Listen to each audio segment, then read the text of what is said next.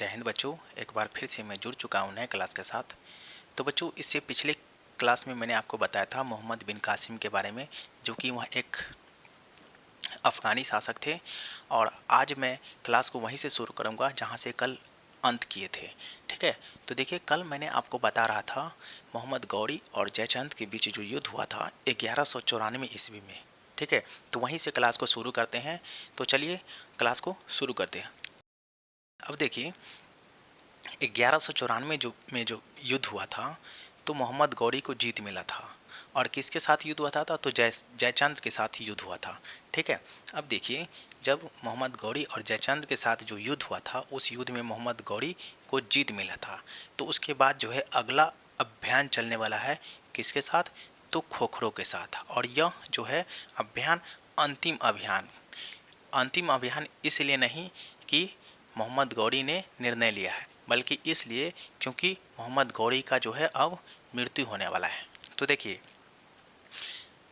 1205 ईस्वी में पंजाब में खोखर जाति के लोग रहते थे। तो मोहम्मद गौरी का जो है ये अंतिम अभियान जो चलने वाला है, खोखरों के खिलाफ चलने वाला है। ठीक है, देखिए, मैं मैप से समझाता हूँ आपको।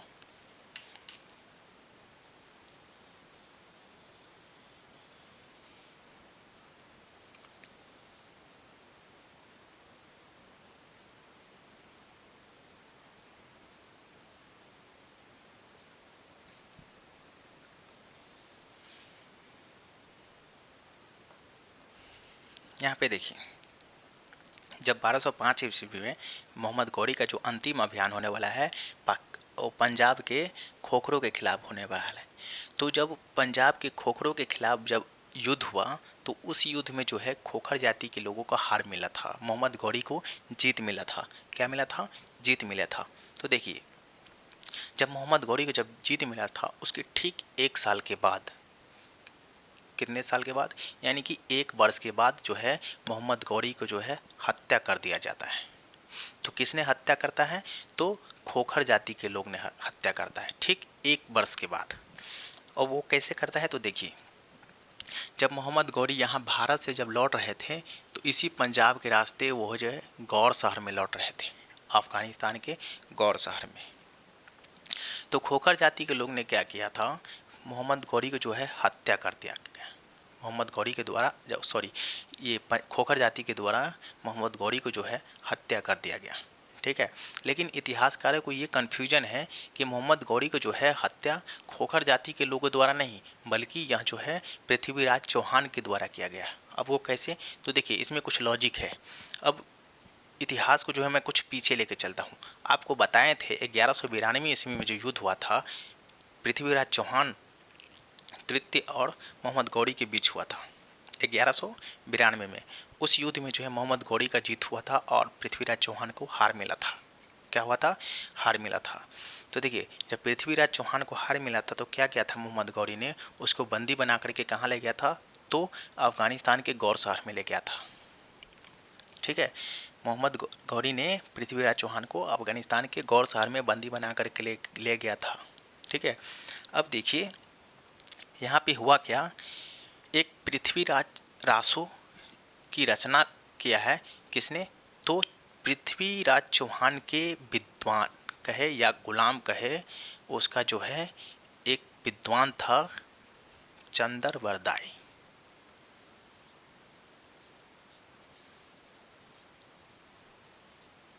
चंदर बरदाई एक विद्वान था। ठीक है, उसने एक रचना लिखा है पृथ्वीराज रासो।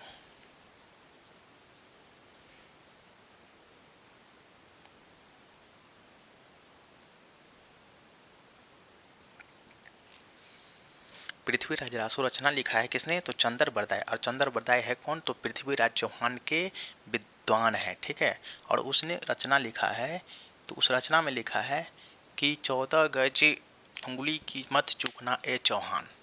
ऐसी ही करके कुछ रचना है जो कि मुझे अभी याद नहीं है। आप लोग जो है ना गूगल पे सर्च करके देख लीजिएगा कि चंदर बरदाई का वो क्या रचना है जिसमें वो लिखा था 14 गज चौहान का मत चूकना ए चौहान। 14 गज उंगली या गौड़ी लिखा है, ऐसी कुछ लिखा था, मुझे अभी याद नहीं है। फिर आगे देखिए, तो ये जो लिखा हुआ था उसमें लिखा क्या है, देखिए, जब मोहम्मद गौरी पृथ्वीराज चौहान को बंदी बना करके जब यहाँ पे ले गए थे गौर शहर में, तो उन्होंने क्या किया था, पृथ्वीराज चौहान को रॉड गरम करके और उसके आँख जो है दोनों आँख में डाल दिए थे। तो उसका आँख, दोनों आँख से जो है वो अंधा हो गया था। क्या हो गया था? अंधा हो गया था। तो उसी बीच जो है एक मोहम्मद गौरी के दरबार में एक सम्मेलन हुआ था, ठीक है। उस सम्मेलन में भाग लेने के लिए बहुत सी राजा लोग आए थे, जो शासक लोग थे, तो वहाँ पे शामिल हुए थे। तो पृथ्वीराज चौहान ने कहा था मोहम्मद गौरी से कि इस सम्मेलन में हम भी भाग लेंगे।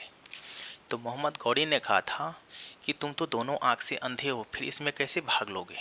तो पृथ्वीराज चौहान ने कहा कि हम जो है ना शब्द बाण जानते हैं, यानी कि शब्द से हम बाण चलाना जानते हैं, और अगर कोई चिड़िया अगर उड़ रहा है आसमान में तो हम उसकी चहचहाहट से उसको मार गिराते हैं। तो ये बात जो है मोहम्मद गौरी को कुछ नया लगा, ठीक है, और उसको आश्चर्य भी हुआ कि ये कैसे हो सकता है। तो कहा कि हम ऐसे कर सकते हैं। तो मोहम्मद गौरी ने क्या किया, इसको उस सम्मेलन में भाग लेने के लिए कहा, ठीक है। उसको कहा कि ठीक है, चिड़िया उड़ रहा है, उसको आप बाण चलाइए। उसी क्रम में क्या किया, चंद्रबरदाई ने एक अपनी ही भाषा में बात बताई थी कि 14 गज चुंगड़ी की या कुछ ऐसी करके बताया था कि मत चुकना ए चौहान, ठीक है। उसको अपने भाषा में समझा दिया था कि मोहम्मद गौरी को मारना है, ठीक है, चिड़िया को नहीं। तब क्या किया था, पृथ्वीराज चौहान ने जब बाण चलाने के लिए जो है चिड़िया को मारने के लिए बाण चलाया, लेकिन वो बाण जो है मोहम्मद गौरी को लगा था। उसी क्रम में मोहम्मद गौरी का मृत्यु हो गया था। कुछ ऐसी कहानी है पृथ्वीराज रासों में, ठीक है। लेकिन इसमें कुछ कन्फ्यूजन भी है इतिहासकारों को कि आखिर ये जो है मोहम्मद गौरी का जो मृत्यु हुआ है, या खोखरो जाति के द्वारा किया गया या फिर पृथ्वीराज चौहान के द्वारा किया गया है, ठीक है। ये कन्फ्यूजन है जो कि अभी तक क्लियर नहीं हुआ है। तो इससे आगे आप देखिए, इसकी मृत्यु के बाद 1206 ईस्वी में जो है यहाँ पे गुलाम वंश का स्थापना हो गया, ठीक है। और उस आपको बताए थे पिछले क्लास में कि मोहम्मद गौरी का जो है गुलाम कौन थे, तो कुतुबुद्दीन ऐबक थे, ठीक है। और उसका सहायक सेनापति थे बख्तियार खिलजी, ठीक है। अब देखिए, यहाँ से मोहम्मद गौरी को जो मृत्यु हो गया, वहाँ से जो है दिल्ली सल्तनत का शुरू हो गया, ठीक है। वहाँ से दिल्ली सल्तनत का शुरुआत हो गया। अब इसमें देखिए, दिल्ली सल्तनत में जो है 5 वंश का जो है वंश चलता है, गुलाम वंश, खिलजी वंश, तुगलक वंश, सैयद वंश और लोधी वंश। अगर इसको याद करना चाहते हैं तो इसका शॉर्टकट फार्मूला है GKTSL। GK तो आप लोग पढ़ते होंगे, G से गुलाम, K से खिलजी और T से तुगलक, S से सैयद, L से लोधी। TSL कंपनी है, तो आपको ये याद रखना है, ठीक है। अब देखिए, गुलाम वंश जो है 1206 से 1290 तक चला। उसके ठीक बाद 1290 से 1320 खिलजी वंश, 1320 से 1414 तक तुगलक वंश, 1414 से 1451 तक सैयद वंश, अब 1451 से 1526 तक लोधी वंश। अब एक बात समझिए, आप लोग जब मिडिवल हिस्ट्री का जो क्लास शुरू किए थे, तो वहाँ से मैं आपको बताते आ रहा हूँ कि पहले जो है जो भी राजा यानी कि जो भी शासक मरते थे, तो उसका जो है ना, मतलब बच्चे शासक बनते थे, यानी कि उसका बेटा शासक बनता था। अब इसमें क्या है कि गुलाम संस्थापक बना है तो गुलाम का गुलाम ही बनेगा, ठीक है। इसमें किसी गुलाम का बेटा उटा तो है नहीं, चूँकि यहाँ पे देखिए गुलाम का मतलब होता है, गुलाम को बोलते हैं ममलुक वंश, और ममलुक वंश का मतलब होता है परिवार से मुक्त। इसमें परिवार का तो इसमें रहना सहना है नहीं। तो इसमें क्या हुआ कि यहाँ पे जो गुलाम वंश जो चला, तो इसमें क्या हुआ, गुलाम का गुलाम शासक बन रहा है। गुलाम, अगर कोई गुलाम है तो उसका मृत्यु होता है तो उसका भी गुलाम शासक बनता है। लेकिन इससे पिछले क्लास में जब आप पढ़े थे तो क्या हुआ था कि उसका बेटा शासक बन रहा है। ठीक है, अब देखिए इसमें क्या होता है, जब यहाँ पे 1206 से 1290 तक चला तो 1290 में स्टार्ट हो गया था खिलजी वंश। ठीक है, अब इसमें जो गैपिंग नहीं मिल रहा है, कंटिन्यू चल रहा है वंश, इसमें जो है गैपिंग तो मिल नहीं रहा है। अब क्या है, कंटिन्यू चल रहा है। देखिए ना, 1206 से 1290, 1290 से 1320, 1320 से 1414 ऐसे ही चल रहा है। लेकिन इसे पिछले क्लास में आपने पढ़ा था कि कोई राजा अगर युद्ध कर रहा है तो कंटिन्यू युद्ध कर रहा है, फिर उसके बाद जब राजा मर जाते हैं तो कुछ वर्षों तक युद्ध नहीं हो रहा, फिर युद्ध हो रहा है, फिर कुछ वर्षों तक युद्ध नहीं हो रहा है। ऐसा देखने को मिला है। पिछले क्लास में आप लोग देखे होंगे, कई वर्षों तक युद्ध हुआ तो युद्ध हो रहा है, कई वर्षों तक युद्ध नहीं हो रहा है। ठीक है, तो ये देखने को मिला था। लेकिन अब जो है इसमें कहीं पे गैपिंग नहीं मिल रहा है, यानी कि वंश बंद हो ही नहीं रहा है, मतलब कंटिन्यू चल रहा है। ठीक है, तो देखिए ये था गुलाम वंश, जो दिल्ली सल्तनत में आज हम पढ़ेंगे गुलाम वंश। गुलाम वंश का संस्थापक है कुतुबुद्दीन ऐबक। गुलाम वंश को ममलुक वंश भी कहते हैं। ममलुक वंश का मतलब होता है परिवार से मुक्त। ठीक है, जो परिवार से लेना देना ना हो, परिवार से मुक्त। ठीक है, और उसको बोलते हैं इलवरी वंश भी बोलते हैं। इसका संस्थापक जो है कुतुबुद्दीन ऐबक है, जो कि 1206 से 1290 तक चला था। गुलाम वंश जो है 1206 से 1290 तक चला है। तुर्क सत्ता का पहला शासक है जो सुल्तान का उपाधि नहीं लिया है। ठीक है, तुर्क सत्ता का ऐसा शासक है जो इन्होंने सुल्तान का उपाधि नहीं लिया। लेकिन इससे पिछले क्लास में आपने पढ़ा था, जो भी शासक आए थे उन्होंने सुल्तान की उपाधि लिया था। ठीक है, लेकिन इन्होंने तुर्क सत्ता का पहला ऐसा शासक है जिन्होंने सुल्तान का उपाधि नहीं लिया। इन्होंने मल्लिक का उपाधि लिया। किसका उपाधि लिया है? तो मल्लिक का।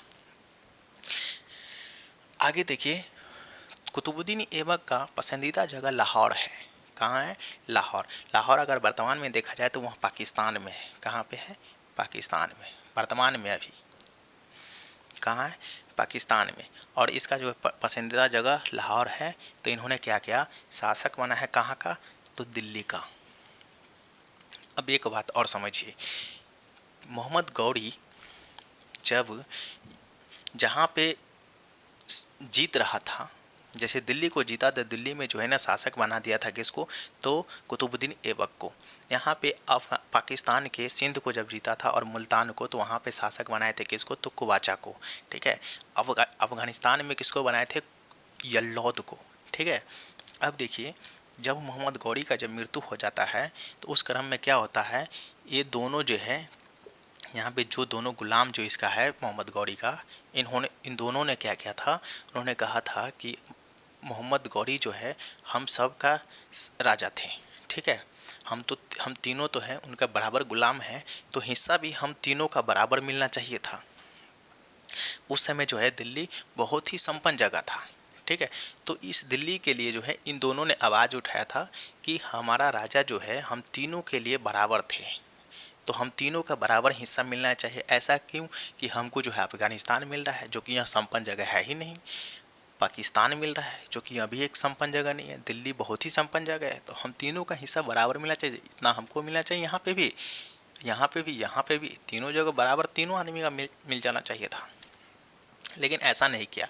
ये कुतुबुद्दीन ऐबक ने क्या कहा कि दिल्ली का शासक तो हम ही रहेंगे। ठीक है, जिसको अगर दिल्ली का शासक बनना है वो हमारे साथ युद्ध करे, अगर युद्ध में जीत जाते तो वो दिल्ली का शासक बन जाएंगे। ठीक है, तो इन दोनों ने क्या किया? युद्ध के लिए तैयार नहीं हुआ और कुछ आवाज़ भी नहीं उठाया, तो दिल्ली का जो शासक बना ही रह गया कुतुबुद्दीन ऐबक।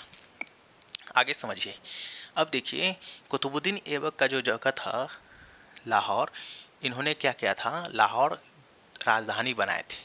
ठीक है, चूँकि इनका पसंदीदा जगह जो है कुतुबुद्दीन ऐबक का लाहौर ही था, तो इन्होंने क्या किया? शासक तो यहाँ दिल्ली में कर रहा है, लेकिन इसका जो है राजधानी कहाँ पे बनाया? लाहौर में बनाया था।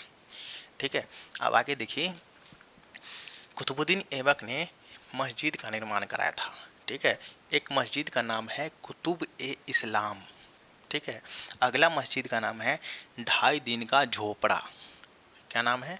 2.5 दिन का झोपड़ा। ये दोनों मस्जिद का निर्माण जो है सूफी संत के जन्मदिन पर मस्जिद का निर्माण करवाया था। किसका? तो सूफी संत के जन्मदिन पर। आगे देखिए,